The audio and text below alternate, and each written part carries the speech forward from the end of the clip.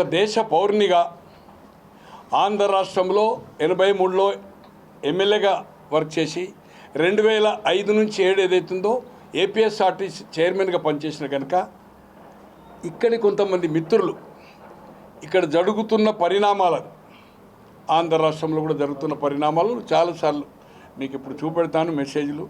TDR ఇష్యూలో ఏదైతుందో ప్రత్యేకంగా మాట్లాడమని నేను హైదరాబాద్ ఉన్నప్పుడే తిరుపతి వాసులు, వైజాగ్, గుంటూరు, తణుకు వాళ్ళు ఎవరైతే చెప్పలేదనుకోండి, కాకినాడ కొంత ప్రెస్ మిత్రులు కూడా ఈ ఇష్యూ బర్నింగ్ ఇష్యూ దీన్ని ఏదైతుందో కరుణాకర్ రెడ్డి గారు ఆఫ్టర్ 1 ఇయర్ అంటే ఎన్నికలు అయిపోయి దాదాపు సంవత్సరం పైన అయిపోయింది, ఈ ఒక ఇష్యూను ఎన్నికల కంటే ముందు లోకేష్ గారు పాదయాత్రలో కానీ, చంద్రబాబు గారు కానీ మాజీ ముఖ్యమంత్రిగా పవన్ కళ్యాణ్ గారు కానీ ఇక్కడ జరుగుతున్న టీడీఆర్ బాండ్స్ ఇష్యూలు ఏదైతుందో స్కాండల్ ఉందనేది ఏదైతుందో మాట్లాడడం జరిగింది.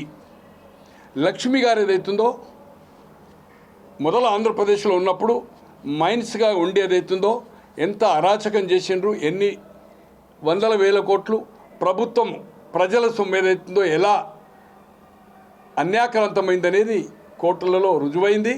దాంట్లో గాలి జనార్దన్ రెడ్డి గారికి శిక్ష పడ్డది. ఈ మీద కూడా కేసు మళ్ళీ సుప్రీంకోర్టు ఏదైతుందో రీఓపెన్ చేయమని చెప్పడం కూడా జరిగింది. తో అటువంటి అధికారిని ఈ ఆంధ్ర రాష్ట్రానికి ఏదైతుందో తెలంగాణ క్యాడర్ ఉన్నా కూడా ఢిల్లీలో తను ముఖ్యమంత్రి అయిన తర్వాత 2019లో అనుకుంటే 24 వరకు ఆమెను ఉంచారు. 4 important of municipal principal secretary, special secretary చేశారు. అంటే మున్సిపల్ అంటే is a big subject all of municipalities of Andhra. దీంట్లో ఈ అభివృద్ధి ఇష్యూలో రోడ్స్ వైడెన్ కానీ, తర్వాత సుందరీకరణ కానీ, కేంద్రం నుంచి నిధులు రావడం వల్ల కొన్ని నామ్స్ ఉండడం వల్ల ఏదైతుందో ఈ టీడీఆర్ బాండ్స్ అనే సిస్టమ్ వచ్చేదైతుందో రోడ్ వైండింగ్లు ఎవరికైతే స్థలాలు పోయినాయో వాళ్లకు వేరే వైపు అవుతుందో బాండ్స్ ఇష్యూ చేసి 3 ఫ్లోర్ల బదులు 6 ఫ్లోర్లు వేసుకునే అవకాశం. దీంట్లో వేల కోట్ల అవినీతి జరిగిందనేది ప్రతిపక్షంలో ఉన్నప్పుడు పవన్ గారు కానీ, లోకేష్ గారు కానీ, చంద్రబాబు గారు చెప్పారు. ఇప్పటి వరకు చాలా ఇష్యూలో సిట్ వేశారు, ఎంక్వైరీలు వేశారు. బట్ దీని ఇష్యూలో మాత్రము ఇష్యూ నడుస్తూ ఉంది, కానీ దీనికి ఒక ఎంక్వైరీ అనేది ఇప్పటివరకు వేయలేదు. మీ తిరుపతి ప్రెస్ క్లబ్ ద్వారా నేను ఈరోజు బీజేపీ పవన్ కళ్యాణ్ గారి టీడీపీ కూటమి నాయకత్వానికి, అంటే చంద్రబాబు గారికి, ముఖ్యంగా పవన్ కళ్యాణ్ గారికి, బీజేపీ నాయకత్వానికి, అట్లే లోకేష్ గారు వెరీ ఇంపార్టెంట్గా చూస్తుండ్రు కనుక వారికి కూడా విజ్ఞప్తి చేసేది ఏంటంటే దీంట్లో వేల కోట్ల రూపాయల అవినీతి జరిగింది, మీరే చెప్పారు. దాంట్లో ఎమ్మెల్యేగా ఉండి తిరుపతి దేవస్థానానికి ఏదైతుందో చైర్మన్గా ఉండి, రాజారెడ్డి గారితో సన్నిహితంగా జైల్లో ఉండి ఎమర్జెన్సీలో, రాజశేఖర రెడ్డి గారితో సాన్నిహిత్యంగా ఉండి, జగన్మోహన్ రెడ్డి గారికి అడ్వైజులు ఇచ్చి, వారి హయాంలో కూడా ఎమ్మెల్యే, వారి బాబాయ్ అంటే వాళ్ళ రాజశేఖర రెడ్డి గారి తమ్ముని కూతుర్నే కొడుకు ఇచ్చారు వైస్ చైర్మన్కు. తో సలహాలు, సంప్రదింపులు, అన్ని వ్యవహారాలు చూసిన అతను ఈరోజు ఏదైతుందో 2 సంవత్సరాల స్కాండల్ అయిపోయిన తర్వాత ఈరోజు దీన్ని ప్రజల ముందుకు తేవడము అంటే చేతులు కాలినాక ఆకులు పట్టుకుంటూ ఉంటారు తెలంగాణలో. దొంగలు పడిపోయినాక కుక్కలు మరిగినట్టుంది. ఈరోజు ఏదైతుందో తాటకి, లంకిని, ఇంకెన్నెన్నో పదాలు అంటే రాక్షసుల పేరు ఏదైతుందో చెప్పాడు. భూములకు గుట్టలు ఏదైతుందో మింగేయడానికి అవకాశం కల్పించిందని తనే చెప్తున్నాడు. కోర్టులు కూడా జడ్జిలు కామెంట్ చేసిందని చెప్తున్నాడు. మరి అటువంటి అధికారిని ఇక్కడ జగన్మోహన్ రెడ్డి గారు ఇచ్చినప్పుడు నీకు అల్లుడు, నువ్వు సలహాదారునివి, ఆయన పార్టీ బయటకు వచ్చినప్పుడే మీరు మేమందరం, నేను కూడా మీతో కలిసిన్నాను, గంటలు కూర్చుండి సలహాలు ఇచ్చిన వానివి, మరి ఎందుకు నువ్వు ఈ ముఖ్యమంత్రి గారి దృష్టికి తీసుకెళ్ళి? ఈయన చెప్పాలనుకున్నాడట, నిన్న ప్రెస్ కాన్ఫరెన్స్ చెప్తున్నాడు. మొన్న ఒక అధికారికి చెప్తే ఎందుకు అని చెప్పాడట. ఆ అధికారి ఎవరు? ఇప్పుడు జైల్లో ఉన్నాడు. అరే రోజుల తరబడి మంత్రులకు, ఎమ్మెల్యేలకు ఇంటర్వ్యూ అంది. తనే చెప్తున్నాడు ఈ అధికారి మంత్రులను పూచిక పుల్ల లెక్క చూసింది. మంత్రులే కాదు, ఆ శాఖ మంత్రి, మున్సిపల్ ఎవరైతే చూస్తారో వాళ్ళని కూడా పూచిక పుల్ల కేరే చేయలేదని చెప్తున్నారు. మరి ఈ విషయము ఈరోజు పబ్లికైజ్ చేస్తున్నావు. ఎప్పుడన్నా నువ్వు జగన్మోహన్ రెడ్డి గారి దృష్టికి తీసుకెళ్ళావా? ఏదైనా లెటర్ రాసి కానీ రిప్రజెంటేషన్ అనేది నువ్వు చెప్పావా? నేను ఎవరికి ఏం చెప్తున్నావు ప్రెస్కు? ఇక్కడ తిరుపతి ప్రెస్లో ఒక అధికారితో డిస్కస్ చేసిండట, ఎందుకు అనుకున్నట, తన మీద ఏ ఆరోపణలు వచ్చినా స్పందించాడట. మరి ఇప్పుడు ఎందుకు స్పందించారు మీరు? తో దీంట్లో చాలా అవినీతి జరిగింది. ఈ అవినీతి ఆమె ఒక్క పాత్ర కాదు. వైజాగ్లో ప్రజాప్రతినిధులు దాంట్లో పార్ట్ అయ్యారు, గుంటూరులో అయ్యారు, తణుకులో అయితే ఒక మంత్రి అయ్యాడు. ఇక్కడ సంగతి నేను సబ్జెక్టు కరెక్షన్, ఎందుకంటే నేను ఎవరితో మాట్లాడలేదు. బట్ అతని మీద తెలుగుదేశము అధినేతలు నాయకులు ఆరోపణలు చేస్తున్నారు, అతనికి దాంట్లో భాగస్వామ్యం ఉందా లేదా అనేది. ఈరోజు నిజాయితీ నిరూపించుకోవడానికి నిన్న ప్రెస్ కాన్ఫరెన్స్ చెప్పిండు, నేను ఏ ఎంక్వైరీకైనా సిద్ధమే.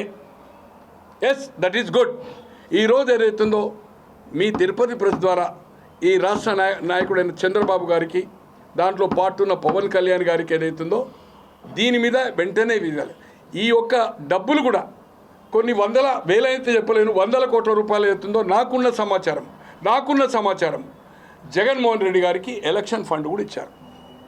స్థానికంగా ఎక్కడైతే ఈమె ఈ గుంటూరు పట్టణంలో కానీ, కాకినాడ కానీ, తర్వాత తణుకు కానీ, తిరుపతి కానీ, వైజాగ్ కానీ అక్కడ ఉండే కొంచెం ప్రజాప్రతినిధులకు పోటీ చేసే వాళ్ళు అడిగారు, ఈమె కొందరికి ఆఫర్ ఇచ్చారు. అలాగే లంసమ్ పెద్ద అమౌంట్ కూడా దీని ద్వారా ఏదైతుందో పార్టీ ఫండ్ అధినేతకు జగన్మోహన్ రెడ్డి గారికి ఇచ్చినట్టు కూడా నాకు సమాచారం. నాకు చెప్పిన వాళ్ళు ఈ 2 రోజుల్లో కొందరితో వాకప్ చేసినప్పుడు దీని మీద ఎంక్వైరీ చేస్తే నిజాలు బయటకు వస్తాయి. దీన్ని ఎంక్వైరీ వేయవలసిందిగా నేను అవసరమైతే ఒక 7-8 రోజుల్లో జస్ట్ ఇక్కడికి తిరుపతికి వచ్చాను కనుక ప్రజలు చెప్తున్నాను.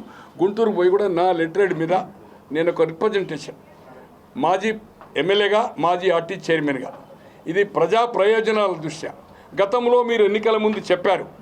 ఇప్పుడు ఏదైతుందో ఆ పార్టీలో ముఖ్యుడైన రాజారెడ్డి గారితో, రాజశేఖర రెడ్డి గారితో, జగన్మోహన్ రెడ్డి గారితో పనిచేసి ప్రజాప్రతినిధిగా ఎన్నికై తిరుపతి దేవస్థానం 2 సార్లు చైర్మన్గా ఉండి రాజశేఖర రెడ్డి గారి హయాంలో, మళ్ళీ జగన్మోహన్ రెడ్డి హయాంలో కొంతకాలం, అలాగే అతన్ని ఏదైతుందో డిమాండ్పై దీన్ని ఏదైతుందో ఎంక్వైరీ చేస్తే చాలామంది ప్రజాప్రతినిధులది బండారం బయటకు వస్తుంది. అలాగే ఎవరైతే బాధితులు ఉన్నారో కొంత ప్రభుత్వ భూమి కూడా ఏదైతుందో దీంట్లో ప్రైవేట్గా చూపి కూడా ఇచ్చినట్టుగా సమాచారం ఉంది. పత్రికల్లో, టీవీల్లో కథనాలు వస్తున్నాయి. కొంత ఏదైతుందో లేకున్నా, అంటే అవసరము వైడన్ అయితే ఎక్కడైతే రోడ్డు మనం లేకున్నా కూడా ఎక్కడో డిస్టెన్స్ కూడా దాన్ని కూడా ఏదైతుందో ఈ టీడీఆర్ పథకం కింద తీసుకొని ఏదైతుందో ఫ్యూచర్లో ఎప్పుడో చేస్తున్నమాట. ఈ ఫ్యూచర్లో కాదు, ఇంకా 20 ఏళ్ళకైనా కూడా ఆ వైపు మనము వైడన్ చేయము. అటువంటి వాళ్ళకు కూడా టీడీఆర్ ఇచ్చిండ్రు.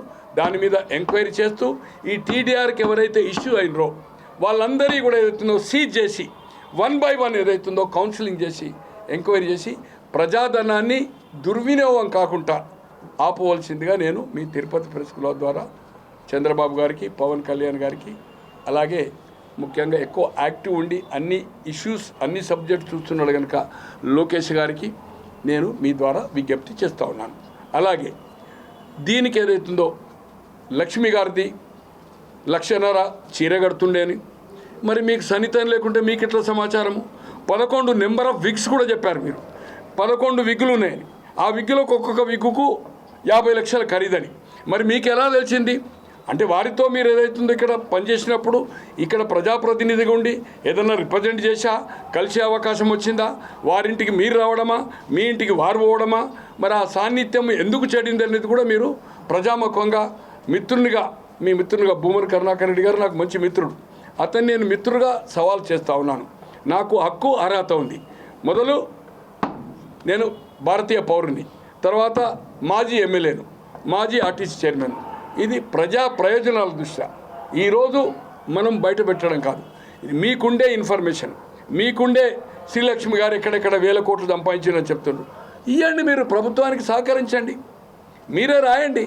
ఇగో ఇక్కడిక్కడ తీసుకున్నారు, ఇక్కడిక్కడ అన్యాయం జరిగింది, ఇక్కడ ప్రభుత్వ భూములకు ఇచ్చిండ్రు, ఇది అక్కర లేకున్నా అది చేసిండ్రు, మేము ఎక్కడైతే వైడన్ కాడ కొన్ని రిప్రజెంట్ చేసినామో వాళ్ళ దగ్గర మేము చెప్పినా కూడా వాళ్ళ దగ్గర డబ్బులు 10%, 20%, 30% కలెక్ట్ చేసింది అనేది కూడా మీరు ప్రభుత్వానికి ఎంక్వైరీ వేయడం కాదు, ఇప్పుడే మీరు ఏదైతుందో సహకరించడానికి ఈ షుడ్ బి మున్సిపల్ అడ్మినిస్ట్రేషన్ ఎవరు చూస్తున్నారో వాళ్లకు మీకుండే సమాచారం అంతని ప్రభుత్వానికి అందించవలసిందిగా మీ తిరుపతి ప్రెస్ ద్వారా భూమన కరుణాకర్ రెడ్డి గారికి రిక్వెస్ట్ చేస్తూ ఉన్నాను.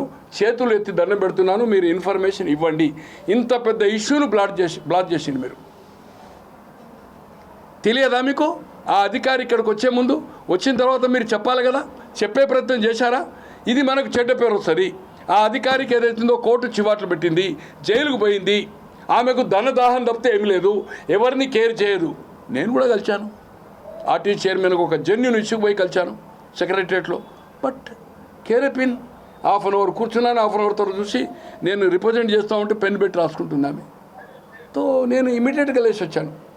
దేశంలో ఉపరాష్ట్రపతి ఎన్నిక జరుగుతుంది.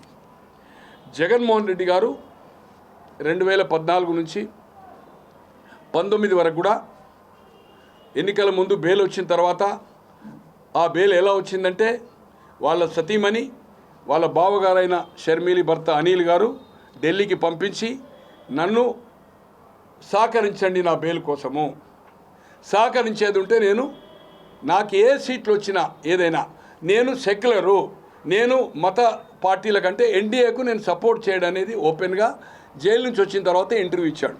బట్ అనుకోకుండా 2014లో ప్రతిపక్ష హోదా కూడా కాంగ్రెస్ రాలే, బీజేపీతో ఆయన కేసుల విషయంలో అయిండు.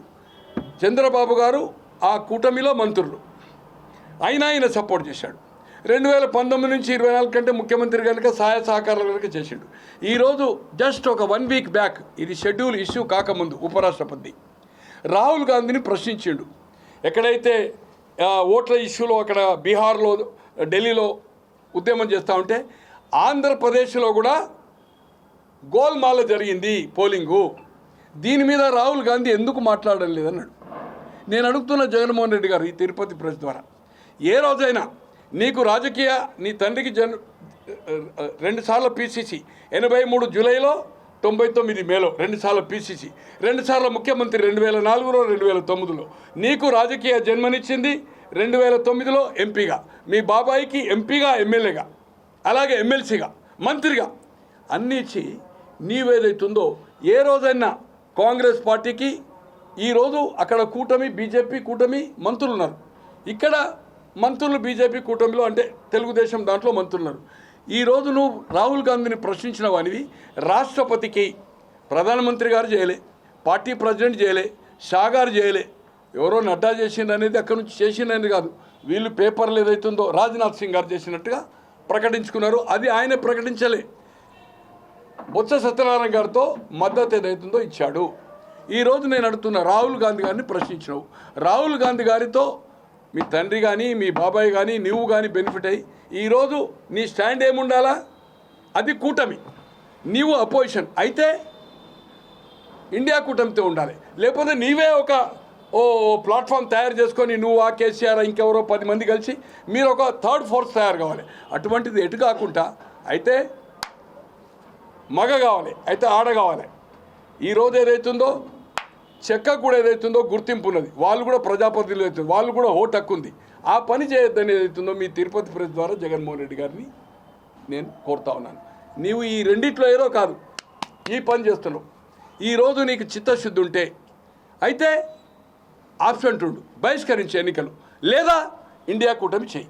అప్పుడే నీ ఏదైతుందో నీకు ఇక్కడ ఏదైనా అన్యాయాలు జరుగుతున్నాయా, నీకేదైనా సేఫ్ గార్డ్ చేయాలా, వాళ్ళు నీ రిస్కులు వస్తారు.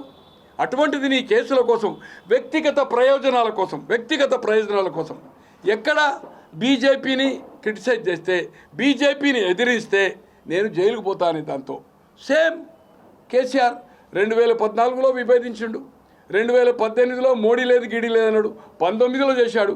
ఎప్పుడైతే జిఆర్ స్వామి 2022 వరకు ఆల్ అవుట్ అన్ని ఇష్యూలో, కాంట్రవర్సీ ఇష్యూలో కూడా ఏదైతుందో ఈ సపోర్టెడ్. ఈవెన్ అగ్రికల్చర్ బిల్లు కూడా తర్వాత విరమించుకున్నది బీజేపీ. దానికి ఇటు జగన్మోహన్ రెడ్డి గారు కానీ అటు కేసీఆర్ గారు కానీ సపోర్ట్ చేశాడు. ఈరోజు కూడా కేసీఆర్ గారు ఏ డిసిషన్ తీసుకోలే.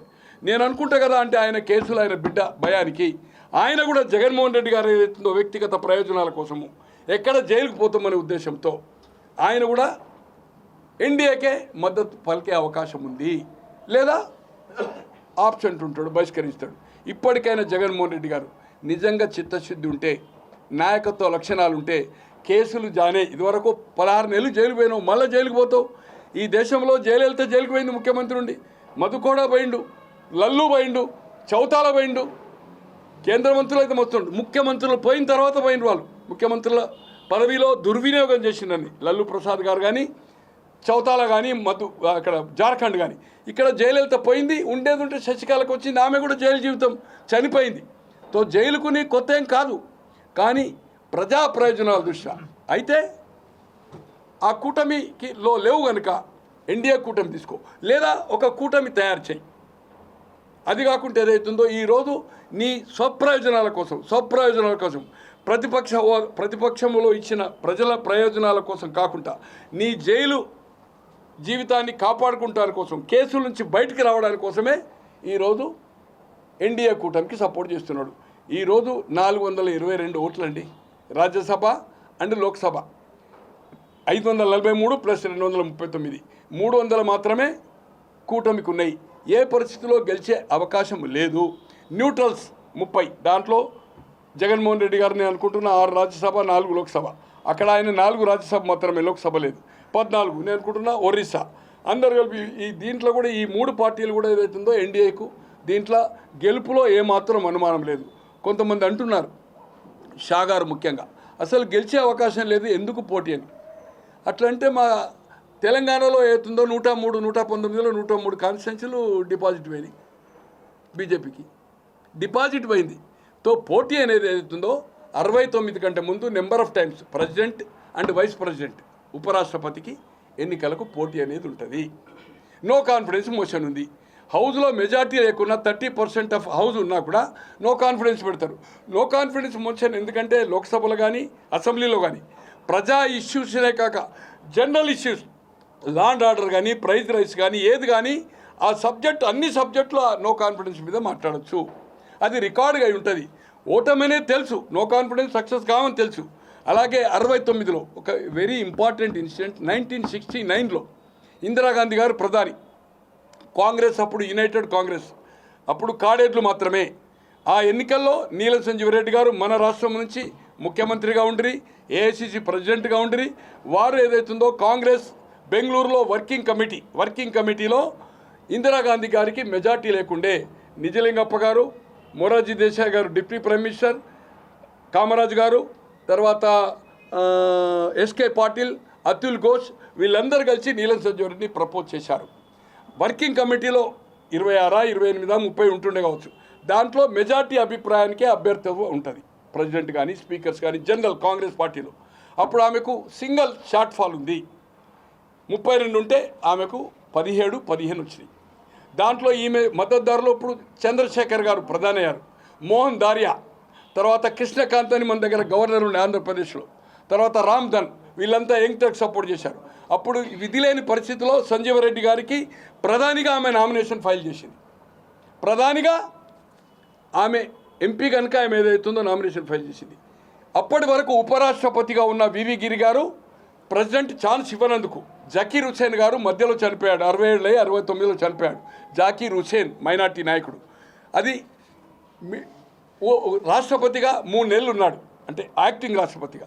ఆయనకు అవకాశం ఇవ్వనందుకు ఇండిపెండెంట్గా పోటీ చేస్తే అప్పుడున్న స్వతంత్ర పార్టీ చుక్క గుర్తు, మర్రి చెట్టు సోషలిస్ట్ పార్టీ, బంగ్లా కాంగ్రెస్ అని అజయ్ ముఖర్జీ మాజీ సీఎం ఉండే బెంగాల్లో, భారతీయ క్రాంతికారులని చరణ్ సింగ్ కాంగ్రెస్ నుంచి బయటకు వచ్చాడు, ముఖ్యమంత్రి అయ్యాడు, కేంద్రంలో మంత్రి అయ్యాడు, ప్రైమ్ మినిస్టర్ అయ్యాడు. భారతీయ క్రాంతికాల్ తర్వాత ఏదైతుందో ఈ అన్ని పార్టీలు కలిపి ఏదైతుందో ఆ అభ్యర్థిని వివి గిరిని సపోర్ట్ చేశాయి. వామపక్షాలు CPI, CPM, forward bloc, republican, C D Deshmukh tri fight చివరి నిమిషంలో ఒక 3-4 రోజుల ముందు సంజీవరెడ్డి గారు ఏది ఉంటే నేను రిఫార్మ్స్ తేలేను, రాజాభరణం రద్దు చేసింది, బ్యాంక్స్ నేషనలైజ్ చేసింది, గరీబీ హఠావ్ ఉంది, పాకిస్తాన్ బంగ్లాదేశ్ కలిసి ఉండే ఆ వార్కు బంగ్లాదేశ్కు సపోర్ట్ చేసి ఆ విభజనలో బంగ్లాదేశ్ స్వాతంత్రం రావడంలో ఆమె పాత్ర, ఇవన్నీ రిఫార్మ్స్ తేవడానికి కోసం ఏదో సంజీవరెడ్డి అయితే నాకు కాంబినేషన్ ఉండదనే ఉద్దేశంతో చివరి అంటే 3-4 రోజుల ముందు అంతరాత్మ ప్రబోధం మీద ఓటేయమని చెప్పింది. ఆత్మ ప్రబోధ అని కొందరు అంటారు, నేనైతే అంతరాత్మ మీద ఓటేయమని అప్పీల్ చేశాను. తన మద్దతుదారులైన కాంగ్రెస్ అప్పుడు ఆమె ప్రధాని, కొంత చీఫ్ మినిస్టర్ బ్రహ్మానంద రెడ్డి గారు కూడా అక్కడ వైపించామని అనుకోండి. మర్రి చెన్నారెడ్డి గారు తెలంగాణ ప్రజా సమితి లీడ్ చేస్తున్నాడు. దాంట్లో 4 లోకసభ సభ్యులు, 3 ఎమ్మెల్యేలు ఉండ్రి. టీపీఎస్కు ఉద్యమం నడుస్తూ ఉండే, నాకు సపోర్ట్ చేయండి అని అప్పీల్ చేశారు. ఆ ఎన్నికల్లో అఫీషియల్ క్యాండిడేట్ ఆఫ్ కాంగ్రెస్ ప్రధానిగా నామినేషన్ ఫైల్ చేసి కూడా నీలం సంజీవ్ రెడ్డి ఓడిపోయి వివి గిరి గెలవడం జరిగింది. 69-74 వివి గిరి ఉన్నారు. సంజీవ్ రెడ్డి గారు ఓడిపోయారు. మళ్ళీ 77లో జనతా పార్టీ ఫామ్ అయిన తర్వాత, దాని తర్వాత ఆయన అనంతపురం వ్యవసాయ క్షేత్రం వచ్చాడు, రాజకీయాలకు దూరం ఉన్నాడు. 77లో జనతా పార్టీ ఎమర్జెన్సీ తర్వాత, ఎన్నికను వచ్చిన తర్వాత అతన్ని జనతా పార్టీ అభ్యర్థిగా నంద్యాల నుంచి వెంకట సుబ్బయ్య గారని మంత్రిగా ఉండి వారి మీద పోటీ చేస్తే 42లో 41 కాంగ్రెస్ గెలిచి, వెంగళరావు గారు ఇక్కడ చీఫ్ మినిస్టర్, ఆ ఎన్నికల్లో 41 గెలిచి మాత్రమే జనతా పార్టీ గెలిచింది. దేశమంతా జనతా పార్టీ వచ్చి, జనతా పార్టీ అధికారం వచ్చిన తర్వాత ఆయన స్పీకర్గా నామినేట్ కాబడ్డాడు. లోక్సభ స్పీకర్. పార్టీ సభ్యత్వానికి రాజీనామా చేసి 3 నెలల తర్వాత రాష్ట్రపతి ఎన్నిక వచ్చాను. 77లో రాష్ట్రపతి ఎన్నిక. నేను అనుకుంటున్న ఫక్రుద్దీన్ అలీ అహ్మద్ అని, ఎట్లయితే జాకీర్ హుసేన్ 67లో ఎన్నికై 69లో చనిపోయాడు, ఈయన 74లో ఎన్నికై 77లో చనిపోయాడు. చనిపోయిన తర్వాత ఎన్నిక అనివార్యమైంది కనుక నీలం సంజీవ్ రెడ్డి గారు రాష్ట్రపతి అయ్యారు. ఆ ఎన్నికలు మాత్రమే చాలా తీవ్రమైన పోటీ జరిగింది. ఎప్పుడు కానీ వైస్ ప్రెసిడెంట్స్కి అవకాశం ఇచ్చిండ్రు. కొండపైన చేయకుండా కొండ కింద ఏదైతే నెంబర్ ఆఫ్ యాక్టివిటీస్ ఉన్నాయి, కళ్యాణ మంటపాలు ఉన్నాయి, గెస్ట్ హౌసెస్ ఉన్నాయి. అటువంటి దాంట్లో మానవీయ కోణంతో వాళ్ళను, అంటే నా వ్యక్తిగత అభిప్రాయం, వారు ఏం రాశారనేది మీరు చెప్పారు కనుక నేను దాకుండే నాలెడ్జ్తో చెప్తున్నా. ఏ మతస్థులు అనేది అవుతుందో ఎలిజిబిలిటీ ఆఫ్ జాబ్ ఇప్పుడు మా ఆర్టీసీలో ఉంది. డబుల్ పీజీ ఉన్నా, ఇంజనీరింగ్ ఉన్నా, మెడిసిన్ ఉన్న జాబ్ రాదు. కండక్టర్ 10th మార్క్స్ ఏదైతుందో హయ్యెస్ట్ 1/1 10th మార్క్సే కౌంట్ చేస్తాం ఎస్ఎస్సి, వేరే కౌంట్ చేయం. అలాగే ఏదైతుందో అన్యమత వాళ్ళు కొండపై ఏదైతుందో టెంపుల్ కానీ, అకామిడేషన్ కానీ, కొండపై కాక కొండ కింద వాళ్ళ సేవలు వినియోగించుకుంటే గెస్ట్ హౌసెస్ ఉన్నాయి, లాట్ ఆఫ్ కళ్యాణ మంటపాస్ ఉన్నాయి. అటువంటి దాంట్లో వినియోగించుకుంటే తప్పు కాదనేది నాది. But ultimate board is final. You can't question it. You can't board ఏదైతే నిర్ణయం తీసుకుంటే బోర్డు. సార్, ఇంతకుముందు నేను 57 నా 8 ఏళ్ళ వయసు నుంచి వస్తున్నా. సింగిల్ రోడే, తిరుపతి దేవస్థానమే బస్సులు నడుపుతుండే. అప్పుడు ఈ పవర్ స్టీల్ లేవు, సగమే డ్రైవర్ మందమే ఇది ఉంటుండే క్యాబిన్, తర్వాత ఇదంతా కుల్లా. ఇక్కడ బ్రాడ్ గేజ్ తిరుపతికి లేకుండా మేము రేణిగుంటలో దిగేవాళ్ళం. అకామిడేషన్ అక్కడ ఉండకపోతుండే. ఇక్కడ అయ్యవార్ల దగ్గర ఉండి పండుకొని పొద్దుగాల దర్శనం చేసుకొని కొలంలో ఖచ్చితంగా స్నానం చేస్తుంది. గుడి చుట్టే ఒక వైరు 50 పైసా. అప్పుడు అంటే ఆటాన అంటారు. ఆటాన అంటే అప్పుడు 57లో 90 పైసలు స్టోర్ అయింది. అంతకుముందు చారాన అంటే 4 అనాలకు చారాన, ఆటాన అంటే 8 అనాలకు ఆటాన, 16 అనాలకు రూపాయి. 50 పైసా ఆటాన ఇస్తే మేము 10 మంది అంటే కూడా గర్భగుడికేలే ఇంట్రెస్ట్. 83లో వచ్చిన తర్వాత రామారావు గారు రిఫార్మ్ చేశాడు. నేను చెప్పొద్దు అనుకోండి, తిరుపతి కొండపై సిగరెట్లు, అమ్మాయిలు, బ్రోకర్లు, నానా బీభత్సం అండి. డైరెక్ట్గా గర్భగుడికి బ్రోకర్స్, పోలీసు వాళ్ళు తీసుకుపోయి 83 తర్వాత రామారావు గారు వచ్చిన తర్వాత నేను ఎమ్మెల్యే అయ్యాను. నేను 57లో ఫస్ట్ టైం వచ్చాను. నా ఏజ్ ఆఫ్ 8 years. చాలా అంటే చాలా రిఫార్మ్ చేసిండు. ఇప్పటికి కూడా కొన్ని లూప్ హోల్స్ ఉంటున్నాయి. ఎనీవే, తిరుపతిని ఒక పవిత్రతను, అక్కడ ప్రైవేట్ అనేది ఇక్కడ లేదు. అప్పుడు ప్రైవేట్ ప్రాపర్టీస్ ఉండే, ప్రైవేట్ హోటల్స్ ఉండే. మీకు విజయభాస్కర్ రెడ్డి గారు సీఎం అయిన తర్వాత మొదటిసారి 82లో అయింది కదా, మరి 82 సెప్టెంబర్లో అయ్యారు. తర్వాత 92లో అయ్యారు. ఇక్కడ ఒక మబ్బు రామిరెడ్డి అని ఎమ్మెల్యే ఉండే, ఆయన కూడా మీకు హోటల్ పర్మిషన్ ఇచ్చింది, ఐడియా ఉంది కదా మీకు పైన. ఇప్పుడు ప్రైవేట్ అనేది ఏది అక్కడ చిన్న ఇంచి లేదు. ఒక మఠాలకు మాత్రం ఉంది. మఠాలు అనేది కూడా దాంట్లో కొన్ని ఏదైతుందో అటానమస్ ఉన్నాయి, వాటిని టచ్ చేయడానికి వీల్లేదు ప్రెసిడెంట్గా. కానీ వివి గిరికి ఇవ్వలేదు కనుక ఆ ఎన్నిక జరిగింది. ఈ ఎన్నిక అనేది కొత్తది కాదు. దాని తర్వాత 77 నుంచి ఎప్పుడు కానీ రాష్ట్రపతి కానీ ఉపరాష్ట్రపతి కానీ యునానిమస్ వచ్చాయి. ఏకగ్రీవంగా ఎన్నుకోబడ్డారు. కాంగ్రెస్ పార్టీ నుంచి జాకీర్ హుసేన్, ఫక్రుద్దీన్ అలీ అహ్మద్ అండ్ జైల్ సింగ్ అతను కౌన్సాలి అంటే సర్దార్జీ కావచ్చు, గోల్డ్ స్మిత్ ఒక బీసీని, నారాయణన్ 97లో టీడీపీ కూడా సపోర్ట్ చేసేది. అప్పుడు దేవగఢ హయాంలో ఒక దళితుని కూడా చేసింది. ఇప్పుడు రాష్ట్రపతులు ఉపరాష్ట్రపతులు యునానిమస్ అవుతుంది.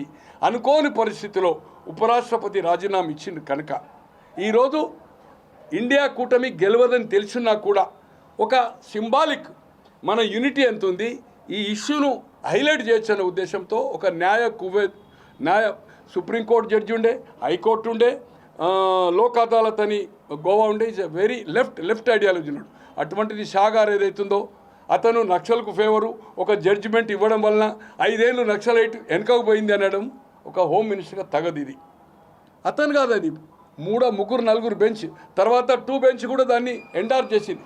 సుదర్శన్ రెడ్డి ఒక్కరే ఇవ్వలే. సుదర్శన్ రెడ్డి గారు నాకు 73 నుంచి చాలా నాకంటే సీనియర్ అనుకోండి, బట్ వారితో మిత్రత్వం ఉంది, వామపక్ష భావాలు ఉన్నవాడు, నీతి నిజాయితీగా ఏదైతుందో ఉన్నవాడు. ఇప్పుడున్న పరిస్థితిలో గెలిచే అవకాశం లేదు, కానీ ఒక ఫిట్ క్యాండిడేట్ను ఉపరాష్ట్రపతి అనే అతను రాజ్యసభకు చైర్మన్ అవుతాడు, స్పీకర్ అంటారు. దాంట్లో ఎడ్యుకేటెడ్ కావాలి, న్యాయ కోవిదుడు కావాలి, లేకపోతే గ్రాడ్యుయేట్ అయ్యి నేర్చుకుంటాడు కావాలి. అన్ఎడ్యుకేటెడ్ కాంట్ రన్, ఎందుకంటే రాజ్యసభకు చైర్మన్ అంటారు, ఇక్కడ కౌన్సిల్కు లెజిస్లేటివ్ కౌన్సిల్కు చైర్మన్ అంటారు, ఇక్కడ అసెంబ్లీకి స్పీకర్ అంటారు, అక్కడ స్పీకర్ అంటారు. చైర్మన్ అంటే ఆటోమేటిక్గా స్పీకర్ కింద లెక్క. దానికి ఏదైతుందో ఎడ్యుకేటెడ్ కావాలి కనుక ఒక మంచి అభ్యర్థిని నిర్ణయించడం జరిగింది. దాన్ని ఏదైతుందో షా గారు కానీ ఇంకెవరు కానీ మా దగ్గర టీఆర్ఎస్ నాయకులు ఒక బీసీ దొరకలేదా, కంచాయిలై దొరకలేదా ఏంటండి?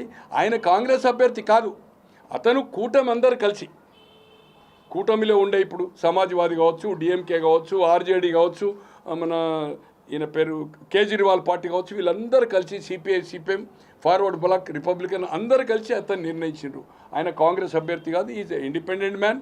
అండ్ రియాల్గా చెప్పాలంటే is a fit for vice president.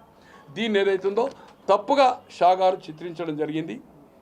నక్సలిజానికి జడ్జిమెంట్కు ఒక సుప్రీంకోర్టు అత్యున్నతమైన న్యాయస్థానాన్ని ఆ ఒక జడ్జిమెంట్ను అతను నక్సలైట్కు ఫేవర్ ఇచ్చిండనేది సంబోధించడము నేను ఒక పౌరునిగా, మాజీ ఎమ్మెల్యేగా ఇది వారి హోదాకు ఒక హోమ్ మినిస్టర్కు తగదని మీ తిరుపతి ప్రెస్ ద్వారా చెప్తా ఉన్నాను. Anything sir, Kanyakumari to Kashmir వరకు మ్యాక్డల్ విస్కీ అనేది నాకు తెలిసినంత వరకు అయితే 65 నుంచి నేను చూస్తున్నాను, 16 ఏళ్ళ కుర్రోజు నుంచి. యూబీ బీర్ కానీ కింగ్ ఫిషర్ కానీ టోటల్ చూస్తున్నాం మనం. ఈరోజు ఏదైతుందో అది అవైలబిలిటీ మీకు ఇక్కడ ఉందా చెప్పండి? 4 సంవత్సరాల తర్వాత వచ్చింది అనుకోండి. ఈరోజు మ్యాక్డోల్ అంటే షావెలష్ మాగుంట సుబ్బిరామిరెడ్డి గారు ఉన్నప్పుడే దాదాపు 85 నుంచి వాళ్ళు డీలర్ సౌత్కు, కేరళ, కర్ణాటక, ఆంధ్ర అండ్ తమిళనాడు. వాళ్ళ పార్టీలో ఎంపీ ఉండే కదా తను, అదే తీసుకోలేదు, కమిషన్లు అడిగాడు. సార్ ఇవాళ 10 రూపాయల కొట్టుకు సార్, ఇక్కడ ముంగట 10 రూపాయల కొట్టుకు డిజిటల్ ఫోన్ పే కొడుతున్నాం. 1000 రూపాయలు క్యాష్ ఎందుకన్నా? ఎందుకు క్యాష్? 1,00,000 రూపాయల మన ట్రాన్సాక్షన్ వచ్చింది. 1 lakh అంటే 4.5 yearsలో 1,00,000 రూపాయల ట్రాన్సాక్షన్ క్యాష్, 5-10% అది. సో ఈ విధంగా దాంట్లో ఏదైతుందో 100 మంది, 1000 మంది, 10,000 అంటున్నారు, కానీ 1000 మంది అయితే చనిపోయారు. నా దగ్గర కూడా 3-4 ఫోటో ఉన్నాయి. నేను ఎన్నికల ముందు కూడా ఇంటర్వ్యూ చేశాను, షాపులకు పోయాను, ఏది తాగితే ఏమవుతుంది సార్. చీప్ లిక్కర్ అంతకుముందు 90 రూపీస్ ఉంటుంది సార్, ఏది 2014 నుంచి 19 వరకు, 19 నుంచి 24 వరకు ఏదైతుందో 230 రూపీస్ ఎనీ చీప్ లిక్కర్, అంటే ఈ కూలీనాలు చేసేవాళ్ళు. ఆ 235 ఈవినింగ్ క్లోజ్ అవుతుంది కదా, ఆ కూలీ డబ్బులు తీసుకొచ్చి ఇతను తీసుకుంటాడు. కరెక్ట్గా 235 స్టాక్ అయిపోయిందని 320. ఈ విధంగా ఏదైతుందో ప్రజలు లూటు మార్చేసిండ్రు.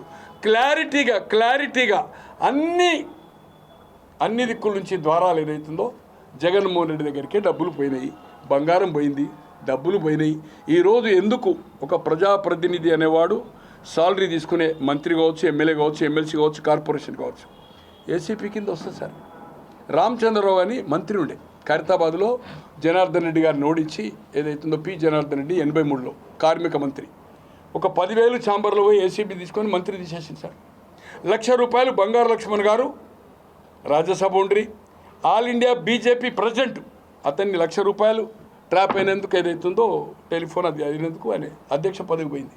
సో ఈరోజు చంద్రబాబు గారు చాలా క్లారిటీగా వచ్చేసిందంతా. నేను అడుగుతున్నా, ఇప్పుడు ఏదో ఫామ్ హౌస్ గేమ్ హౌస్ చేసిండు, ఈరోజు తాడేపల్లి రైడ్ చేసింది అనుకోండి, బెంగళూరు ప్యాలెస్ అయితేనో ఆ స్టేట్ గవర్నమెంట్ పర్మిషన్ తీసుకోవాలి, ఇస్తుంది. అలాగే ఇడుపులపాయ అనుకోండి, హైదరాబాద్ అయితే ఏముండయి, అలాగే పులివెందులు అనుకోండి, ఈరోజు 1000 కేజీల కొద్ది బంగారము లక్షల కోట్ల రూపాయలు, వేల కోట్లు అయితే ఖచ్చితంగా క్యాష్ దొరుకుతుంది అక్కడ. ఆ పని చేయాలి చంద్రబాబు గారు. కానీ చంద్రబాబు గారు ఎందుకంటే 5 సంవత్సరాలు నేను అధికారంలో ఉంటా, ఆదరబాదరగా అరెస్టులు చేసి కేసులు పెట్టి గోడలు దునికి దర్వాజాలు వలగొట్టి చేస్తే ఏదైతుందో పబ్లిక్లో రియాక్షన్ వస్తుంది, చట్టము తన పని తను చేసుకోపోతుందని ఒక ఇన్స్ట్రక్షన్. అంటే వాళ్ళ కార్యకర్తలు కానీ ఎమ్మెల్యేలు కానీ ఎందుకు ఇంకా చర్యలు తీసుకుంటలేని ఆతృత పడుతున్నారు. కానీ తను తొందరపడడం లేదు. ఇంకా 4 సంవత్సరాలు అధికారం ఉండడం ఖాయము. 1 by 1 టోటల్ కేసు ఎస్టాబ్లిష్ అయిన తర్వాత క్యాచ్ చేద్దామనే ఉద్దేశం ఉంది. కానీ ఆల్మోస్ట్ ఆల్ టోటల్ పర్ఫెక్ట్ అల్టిమేట్గా జగన్మోహన్ రెడ్డి దగ్గరికి పోయింది అనేది ఎస్టాబ్లిష్మెంట్ అయింది. ఇప్పటికైనా ఏదైతుందో నేను అనుకుంటున్నా నేను ఎవరితో చొచ్చి మాట్లాడతలేను, సెప్టెంబర్ లాస్ట్ వీక్ లోపల 100% అరెస్ట్ కావడం ఖాయము. 99.9. కొందరు అనుకుంటున్నారు బీజేపీ పర్మిషన్ ఇయ్యది. ఎందుకేది బీజేపీ పర్మిషన్? బీజేపీని ఎందుకు అడుగుతారు చంద్రబాబు గారు?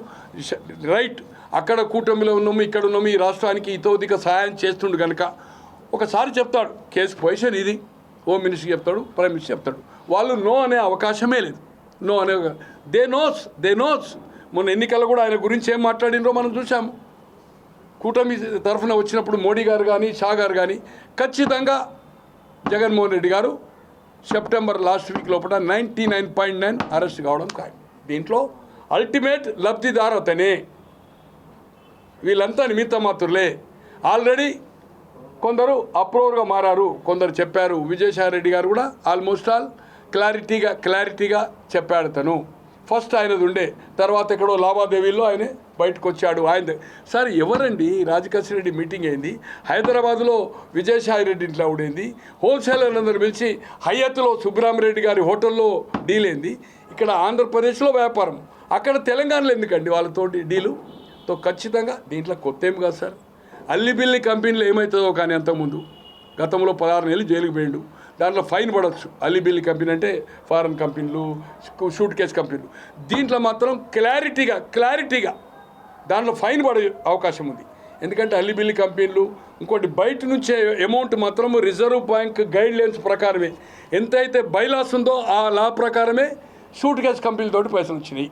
కానీ ఇక్కడ షూట్ కేసు కంపెనీ అయినా ఇన్కమ్ ట్యాక్స్ అయితే ఎట్లయితే ఫైన్ వేస్తారో వైట్ మనీ కింద చేసి బ్లాక్ మనీని, అయితే ఈ కేసులో మాత్రము లిక్కర్ కేసులో జైలుకు పోవడం ఖాయం సార్. Genuine issue. ఆ కాగితం ఆడబేరసి వచ్చాను. తో ఇది కరుణాకర్ రెడ్డి గారు ఫోర్ ఫ్రంట్కి వచ్చి ఎక్కడో నేను అనుకుంటున్న ఈరోజు బయటపెట్టిందంటే ఎక్కడో తేడా వచ్చింది. ప్రజలకి ఇది అనుమానం ఉంది. దాన్ని నివృత్తి చేయడానికి ఎంక్వైరీ చేస్తే కాదు, ఎంక్వైరీ వేయకముందు కూడా ఏమేమి మీ దగ్గర సమాచారం ఉందో 100,000 కోట్లు కొల్లగొట్టిందని చెప్తున్నారు. కోర్టుల్లో జడ్జెస్ కామెంట్ చేసి చెప్తున్నారు. Why not of? మీరు కవి హృదయము పుస్తకాలు రాస్తారు. కమాన్, మీ దగ్గర ఉన్న ఇన్ఫర్మేషన్ గవర్నమెంట్కి పాస్ ఆన్ చేయండి, సహకరించండి. తిరుపతిలో ఎవరెవరి దగ్గర టీడీఆర్ ఇచ్చిన దాంట్లో ఏదైతుందో, ఎవరి దగ్గర డబ్బులు ఇచ్చింది అనేది కూడా మీ ఫాలోవర్స్ కానీ, మీ సహచరులు కానీ, మీ మిత్రులు కానీ, మీ బంధువులు కానీ, మీకు సహాయ సహకారాలు అందించిన వాళ్ళు ఈ 30 సంవత్సరాలకి వెళ్ళి రాజకీయాల్లో అటువంటి వాళ్ళు కూడా డబ్బులు ఇచ్చారు. అది ఇన్ఫర్మేషన్ మీరు ఇవ్వండి తీసుకొని. అప్పుడు మిమ్మల్ని ఏదైతుందో నీతివంతులుగా ప్రజలు గుర్తిస్తారు. For more videos like this, subscribe Big TV channel.